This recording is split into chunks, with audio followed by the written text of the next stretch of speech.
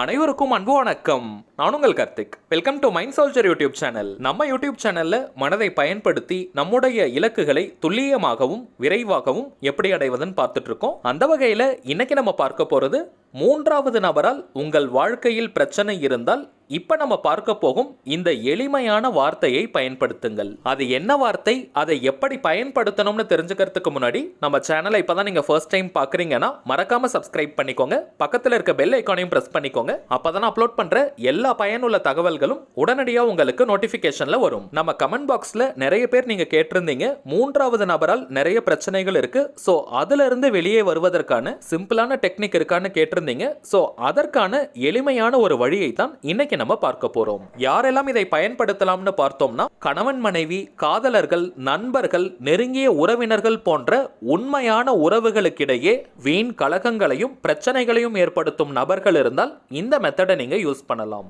Law of அட்ராக்ஷன்ல இருக்கக்கூடிய ஸ்விட்ச் வேர்டை நம்ம பயன்படுத்த போறோம்.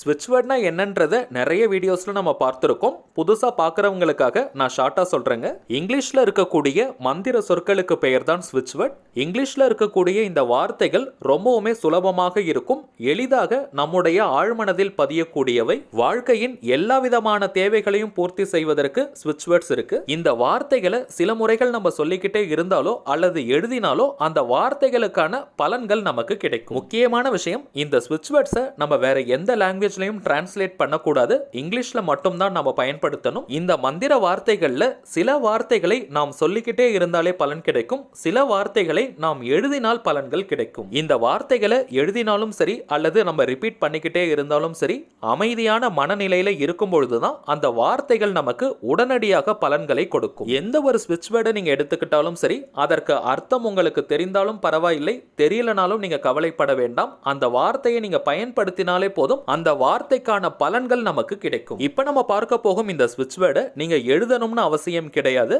சொன்னாலே போதும். ஒரு நாளைக்கு 10 நிமிடங்கள் இந்த வார்த்தையை நீங்க சொல்லணும். கண்டினியூஸா சொல்லணும்னு கிடையாதுங்க, நீங்க பிரிச்சு கூட சொல்லலாம். காலையில ஒரு 5 நிமிஷம், மாலை நேரத்துல ஒரு 5 நிமிஷம்னு நீங்க பிரிச்சு கூட சொல்லலாம். அல்லது ஒரே நேரத்துல கூட நீங்க 10 நிமிடங்கள் சொல்லலாம். அது உங்களுடைய விருப்பம். எந்த நேரத்துல வேணாலும் நீங்க யூஸ் பண்ணலாம். குறிப்பிட்ட நேரத்துல தான் இந்த வார்த்தையை சொல்லணும்னு கிடையாதுங்க, எந்த நேரத்துல வேணாலும் சொல்லலாம். ஆனால் முக்கியமான விஷயம், ரொம்பவும் அமைதியான மனநிலையில நீங்க இருக்கும் நேரத்துல மட்டும்தான் இந்த வார்த்தையை பயன்படுத்தணும். நீங்க பிஸியா வேற ஏதாவது ஒர்க் பண்ணிக்கிட்டு இருக்கும் பொழுது இந்த வார்த்தையை பயன்படுத்தினீங்கன்னா அந்த வார்த்தைக்கான பலன்கள் நமக்கு கிடைக்காது. நைட்டு நீங்க தூங்க போறதுக்கு முன்னாடி கூட படுத்துட்டே இந்த வார்த்தையை நீங்க சொல்லலாம். எந்த நேரத்துல நீங்க ரொம்ப அமைதியா ஃபீல் பண்ணுவீங்களோ அந்த நேரத்துல இந்த வார்த்தையை பயன்படுத்துங்க, உடனடியாக உங்களுக்கு ரிசல்ட் கிடைக்கும். சோ ஒரு நாளைக்கு நீங்க குறைந்தபட்சமாக 10 நிமிடங்கள் சொல்லணும், அதிகபட்சமாக 20 நிமிடங்கள் வரைக்கும் கூட நீங்க சொல்லலாம். இத்தனை முறை சொல்லணும்னு எண்ணிக்கை முக்கியம் கிடையாதுங்க. சோ நீங்க வேக வேகமா சொல்லாதீங்க, பொறுமையா நிறுத்தி நிதானமா இந்த வார்த்தையை சொல்லுங்க. ரொம்பவுமே எளிமையான ஒரு வார்த்தை, வாய் விட்டும் நீங்க சொல்லலாம் அல்லது மனதுக்குள்ளேயும் சொல்லிக்கலாம். கரண்டா நீங்க எத்தனை லா ஆஃப் அட்ராக்ஷன் மெத்தட் அல்லது தாந்திரிக முறைகளை செஞ்சுக்கிட்டு இருந்தாலும் சரி, இப்ப நம்ம பார்க்கும் இந்த மெத்தடையும் ஃபாலோ பண்ணலாம். ஒரு நாளைக்கு 10 நிமிடங்கள்னு ஒரு மாதத்திற்கு 30 டேஸ்க்கு இந்த மெத்தடை நீங்க கண்டினியூஸா ஃபாலோ பண்ணணும். நடுவுல ஒரு நாள் அல்லது 2 நாள் நீங்க பிரேக் எடுத்துட்டீங்கன்னா பிரச்சனை கிடையாது, ஆனால் பெரிய பிரேக் எதுவும் எடுத்துறாதீங்க. 30 டேஸ்க்கு கம்ப்ளீட் பண்ற மாதிரி பார்த்துக்கோங்க. இந்த மெத்தட் எப்படி ஒர்க் ஆகும்னு பார்த்தீங்கன்னா, உங்களுக்கு யார் பிரச்சனை கொடுக்கறாங்களோ அவங்களுக்கு உங்களை விட்டு விலகணும்ன்ற எண்ணம் தோன்றும், அல்லது உங்களை விட்டு விலகுவதற்கான சந்தர்ப்பங்களும் சூழ்நிலைகளும் உருவாகும். இதற்கு மேலேயும் உங்களுக்கு பிரச்சனைகளை கொடுக்க கூடாது, கலகங்களை செய்யக்கூடாதுன்ற எண்ணம் அவங்களுக்குள்ள தீவிரமாக இருக்கும். இன்னும் சொல்ல போனால் அவங்களால ஏற்பட்ட பிரச்சனைகள் அவர்களாலேயே தீர்க்கப்படும். உங்க வழிக்கே அவங்க வரமாட்டாங்க, வேறு ஏதாவது ஒரு வேலையில அவங்க ரொம்ப பிஸியா மாறிடுவாங்க. மொத்தத்தில் அந்த குறிப்பிட்ட நபரால் உங்களுக்கு எந்த விதமான பிரச்சனைகளும் ஏற்படாது.